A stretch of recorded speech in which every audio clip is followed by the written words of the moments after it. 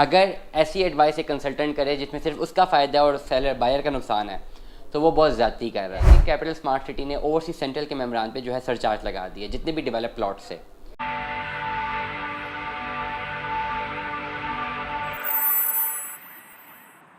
अस्सलाम वालेकुम ख़वातीन हज़रात, स्मैक ग्रुप में आते हैं बजाज। उम्मीद करता हूँ तो हम लोग खैर वाफियत से होंगे, जहाँ कहीं में होंगे अपने लिखाना के साथ एक अच्छी ज़िंदगी बसर करेंगे। आज एक छोटा सा एक्सपीरियंस जो है ना आपसे शेयर करूँगा उन तमाम तो लोगों के लिए जो कि ये समझते हैं कि शायद हमारी कम्युनिकेशन गलत होती है या हम लोग गलत गाइड कर रहे होते हैं या जो है गलत इन्फॉर्मेशन स्प्रेड कर रहे होते हैं या सिर्फ अपने फ़ायदे की बात कर रहे होते हैं, आपके फ़ायदे की बात नहीं कर रहे होते हैं। हमेशा एक अच्छा प्रोफेशनलिज्म पता क्या कि एक अच्छा कंसल्टेंट, एक अच्छा प्रोफेशनल कंसल्टेंट हमेशा जो है दो हुए देखेगा। वो ऐसी पर्टिकुलर नीश या ऐसी पर्टिकुलर एडवाइस देगा जिसमें दोनों का फ़ायदा हो, जिसमें बायर का भी फ़ायदा हो, सेलर का भी फ़ायदा हो और कंसल्टेंट का भी फ़ायदा हो। यही प्रोफेशनलिज्म की एक सबसे बड़ी जो है एक कमिटमेंट होती है। अगर ऐसी एडवाइस एक कंसल्टेंट करे जिसमें सिर्फ उसका फ़ायदा है और सेलर बायर का नुकसान है तो वो बहुत ज़्यादती कर रहा है।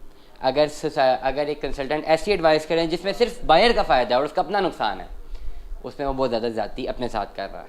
एक अच्छा प्रोफेशनल कंसल्टेंट हमेशा जो है दोनों एस्पेक्ट्स को प्रॉपरली जो है मेजर करके हमेशा अपनी एडवाइस किया करेगा, ताकि सेलर को भी बायर को भी, जो क्लाइंट है स्पेसिफिकली अगर क्लाइंट और कंसल्टेंट की बात करें तो क्लाइंट को भी बेनिफिट रहे, उसको भी बेनिफिट रहे। वो डेवलप करेगा तो उसके साथ क्लाइंट्स डेवलप करेंगे। ऐसा कभी भी प्रोफेशनलिज्म कोई भी नहीं कि आप कोई भी काम करें, कोई भी बिजनेस कर रहे हैं, सिर्फ आपके क्लाइंट डेवलप होते हैं आप डेवलप ना हो तो आपका बड़ा एक ख़राब मॉडल है बिजनेस मॉडल। या सिर्फ आप डेवलप हो रहे हो क्लाइंट को नुकसान हो रहा हो तो आपका एक फ्रॉड का मॉडल है। जब दोनों मिलकर डेवलप कर रहे होते हैं तो आपका ज़बरदस्त सस्टेनेबल मॉडल है, इसको बोलते हैं सस्टेनेबल डेवलपमेंट मॉडल बोलते हैं किसी भी बिजनेस में। तो खैर आज की डेवलपमेंट ये है कि कैपिटल स्मार्ट सिटी ने ओवरसीज सेंट्रल के मेम्बरान पे जो है सरचार्ज लगा दिए जितने भी डेवलप प्लॉट से। अब थोड़ी सी मैं ज़रा हिस्ट्री बताना चाहूँगा। ओवरसीज सेंट्रल वो ब्लॉक है जिसको मोटरवे से कनेक्ट करना है, मोटरवे M2 से। सबसे महंगा तरीन ब्लॉक है, ठीक है। सबसे महंगी फ़ाइल इसकी बिकी, फ्रेश बुकिंग इसकी सबसे ज़्यादा महंगी बिकी, डेवलप प्लॉट्स इसके महंगे बिके, वैलिडेट प्लॉट इसके महंगे बिके। मतलब जब ओन गेम आई, एक साल पहले ओन गेम आई थी, ओवरसीज सेंट्रल के प्लॉट पे सबसे ज़्यादा ओन चल रहा था मार्केट में। हर बंदा जो है बाय करना चाह रहा था। Sector A, sector B, development जो है डेवलप प्लॉट्स तो अभी नहीं थे, खाली वैलिडेट प्लॉट्स थे, कमर्शियल प्लॉट्स, रेजिडेंशियल प्लॉट्स, बेतहाशा लोग जो हैं प्लॉट्स बाइंग करना चाह रहे थे। और करंटली अभी भी कोई लोग हमें फ़ोन करते हैं तो कहते हैं जी ओवरसीज सेंट्रल में हमने इन्वेस्टमेंट करनी है या हमने कैपिटल स्मार्ट सिटी में इन्वेस्टमेंट करनी है, उस ब्लॉक में करनी है जो मोटरवे के बिल्कुल ऊपर आता है, तो वो डेफिनेटली ओवरसीज सेंट्रल का ब्लॉक है। अभी ओवरसीज सेंट्रल जो है वैलिडेट है काफ़ी ज़्यादा हद तक, प्लॉट नंबर लगे हुए हैं, लेकिन पोजेशन अभी तक अलॉट नहीं हुआ। और एक्सपेक्ट यही किया जा रहा था कि जब पोजेशन अलॉट होगा, प्लॉट नंबर अलॉट होंगे, उसके बाद जो डेवलपमेंट चार्जेस इंपोज किए जाएंगे। लेकिन आज ही की तारीख में जो डेवलपमेंट चार्जेस लगा दिए गए और लाखों रुपये लगाए गए हैं, मतलब एक कनाल के प्लॉट में 39 लाख रुपये डेवलपमेंट चार्जेस लगाए हैं, इससे भी ज़्यादा। तो डेवलपमेंट चार्जेस लग गए जिसकी वजह से मार्केट पर असर पड़ेगा। आज से केस स्टडी से मैं नाम बिल्कुल भी नहीं लूँगा, बिल्कुल मैं नाम नहीं लेना, नाम लेना बिल्कुल ही प्रोफेशनली गलत होगा।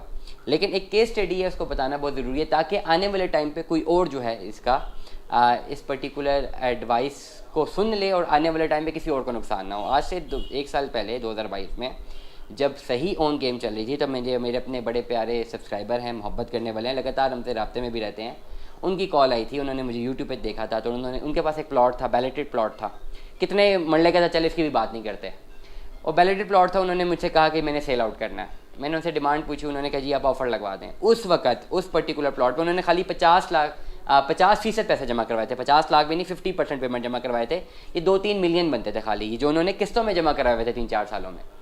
उसके ऊपर उनको ऑफ़र लगी 20 लाख रुपए मुनाफे की, 20 लाख रुपीज़ बेनिफिट की ऑफ़र लगी उस वक़्त। उन्होंने कहा ठीक है मैं देखता हूँ, फिर कहते अभी मैंने नहीं देना। फिर थोड़ी देर बाद टाइम लगा, या ऐसा क्रक्स अगर मैं बताऊँ ना तो हुआ कुछ यूँ था, मुझे आज तक याद है कि पहले उनकी डिमांड थी कि मैंने बेचना है, 20 लाख रुपए की ऑफ़र लगवाई तो कहते नहीं मैंने 25 लाख रुपए से कम नहीं देना। लकीली थोड़ी देर बाद, कुछ टाइम बाद एक क्लाइंट और आगे, उससे 25 लाख की ऑफर एक्सेप्ट कर ली, डिमांड एक्सेप्ट कर ली। उन्हें मैंने कहा जी 25 लाख में देना है, वो कहते नहीं मैं 30 लाख रुपए डिमांड करूँ, मुझे 25-26 की ऑफर आ रही है। लकीली थोड़े टाइम बाद, थोड़े 1-2 दिनों बाद 30 लाख रुपए की भी ऑफर आ गई। मैं प्रॉफिट की बात कर रहा हूँ, 25 से 30 लाख तो जमा कराया हुआ था ना, वो अलग, जो 4-5 सालों में पैसे जमा कराए थे उसके ऊपर प्रॉफिट जो उन्हें मिल रहा था, 30 लाख रुपए तक का प्रॉफिट आया। मैंने उन्हें फिर ऑफर दी कि जी 30 लाख रुपये ऑफर आई है। उन्होंने कहा नहीं अभी मैं नहीं कर रहा, अभी मैं 40 लाख रुपए मेरी डिमांड है। आई गॉट, मैं बिल्कुल जो है ना मुझे समझ ही नहीं आई कि क्या हुआ कि 20 लाख रुपए की डिमांड से शुरू हुए, 20 की ऑफर आई, उन्होंने रिफ्यूज़ कर दिया, 25 पे रिफ्यूज़ कर दिया, फिर कहा 30 पे, उससे भी रिफ्यूज़ कर दिया, उन्होंने कहा फिर 40 लाख रुपए। एंड बिलीव मी, जो लास्ट कॉल थी मैंने उनको फ़ोन की थी कि 40 लाख रुपए की भी ऑफ़र आई है। उन्होंने कहा नहीं, मुझे 40 लाख की ऑफ़र डीलर की तरफ से आ चुकी है, अब मैं 42 लाख रुपए प्रॉफिट में दूंगा। मैं वहाँ पे चुप कर गया और मैंने बैकआउट कर दिया। मैंने कहा ठीक हो गया। कुछ टाइम बाद उनका मुझे मैसेज आया, उन्होंने मुझे कहा कि अजी ये क्या बनता है, सेल आउट हो जाएगा? तो मैंने कहा कि मैंने तो आपको ऑफर दिलवाई थी, अब मार्केट काफ़ी डाउन चलेगी। और डेफिनेटली हुआ ये था कि कुछ टाइम बाद मार्केट वापस पीछे चली गई थी, वो ऑन गेम खत्म हो गई थी। जो एक सैचुरेशन आई हुई थी ना, सुबह शाम कॉल्स बज रही थी, लोग पागल किए हुए थे कि जी हमने प्लॉट्स लेने हैं, बहुत ज़्यादा डिमांड थी मार्केट में, वो रिवर्स हो गई थी। वो आर्टिफिशियल बबल था, मैंने हमेशा इसकी बात की है। फिर उनकी मुझे मैसेज आया तो मैंने उनको कहा कि अब मार्केट रिवर्स होगी, अब इस पॉइंट पर कभी भी नहीं बिकेगा इतने रेट पर, और आपसे गलती हुई है। तो उनका बड़ा एक टॉन्ट वाला मैसेज था, मुझे आज तक याद है। उन्होंने कहा कि ओहो लगता है फिर मैंने तो बहुत बड़ी गलती कर दी, आपकी मुझे बात मान लेनी चाहिए थी, आप तो मेरा तो बड़ा नुकसान हो गया। मतलब बेसिकली वो मैसेज मुझे ये देना चाह रहे थे कि भाई आप ये जो चूना लगा रहे हो ना मुझे, कि या मुझे झूठ बोल रहे हो कि जी मार्केट डाउन हो गई है और ये नहीं हो सकता और बाद में बिकेगा ही नहीं, ये फजूल झूठ ना बोलो। उनका मैसेज ये था अप्रॉक्सीमेटली, बातों में घुमा के, कि ये दोबारा मार्केट ने ऊपर चले जाना है और मुझे अच्छा भला 50 लाख का मुनाफा भी आ जाना है, ये नहीं आएगा, ये आप गलत कह रहे हो। वो बेसिकली मुझे मैसेज कम्युनिकेट करना चाह रहे थे। 1 साल से ज़्यादा अर्सा का हो गया है, वो 20 से लेकर 25, 30, 20, 18, 15, 16 और आज जो है जो 40 लाख रुपए डेवलपमेंट चार्जेस लगे हैं, तो आज का जो रेट आया, तो फिर मेरी उनको यही एडवाइस थी कि करंटली अगर डेवलपमेंट चार्जेस समेत ही कोई ख़रीदेगा, अब तो पॉलिसी पे डिपेंड करता है, तो अब ये लेवल पे ही जाएगा, अब तो इस पर 1 रुपया मुनाफा भी नहीं है। और अगर लेवल पे भी चला जाए, वो भी मैंने उनका दिल रखने के लिए कहा है ऑन रियलिटी, क्योंकि अगर एकदम से 30-40 लाख रुपए डेवलपर चार्जेस इम्पोज हैं तो थोड़ी बहुत मार्केट मेरे हिसाब से नीचे तो आएगी। देखेंगे आने वाले टाइम पे क्या होता है, लेकिन हो सकता है कि वो जो 40 लाख का मुनाफा उनको मिल रहा था, अब शायद 40 रुपये का भी ना मिले।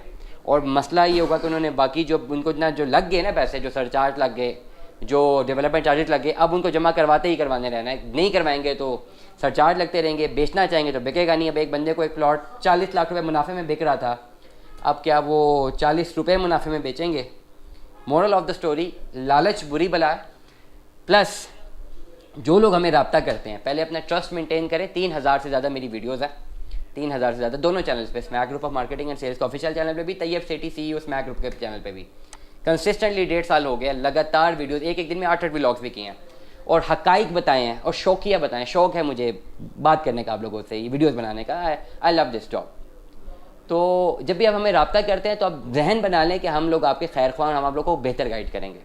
अगर हमें रब्ता करने के बाद भी आप ये समझते हैं कि शायद हम लोग आपको गलत गाइड कर रहे हैं और आपको ट्रस्ट नहीं है, तो कहते हैं ना कि अदब पहला करीना है मोहब्बत के करीनों में। मैं कहूँगा कि ट्रस्ट पहला करीना है इस कारोबार के करीनों में। पहले अपना ट्रस्ट डेवलप करें, फिर रब्ता करें, क्योंकि मेरी जो एडवाइस होती है ऑनेस्टी के पर मबनी होती है। मैं ऑनेस्टी को बहुत ज़्यादा मद्देनजर रखता हूँ। पैसा कमाना आपका भी हक है, हमारा भी हक है। मैंने पहले बात की, प्रोफेशनलिज्म का मकसद ही यही है कि पैसे कमाने सब बैठे हुए हैं, लेकिन विद ऑनेस्टी चीज़ों को कम्युनिकेट करना और हक हलाल के पैसे अपनी सर्विस चार्जेस लेना, ये हर एक का हक होगा और डेफिनेटली हमारा भी, और हम लेंगे इंशाल्लाह, हम लेते रहेंगे। लेकिन जब आप हमें रब्ता करते हैं तो ये जहन में रखिए कि हम आपको गलत कम्युनिकेट नहीं करते और आप हमारी एडवाइसेस पर अगर अमल करते।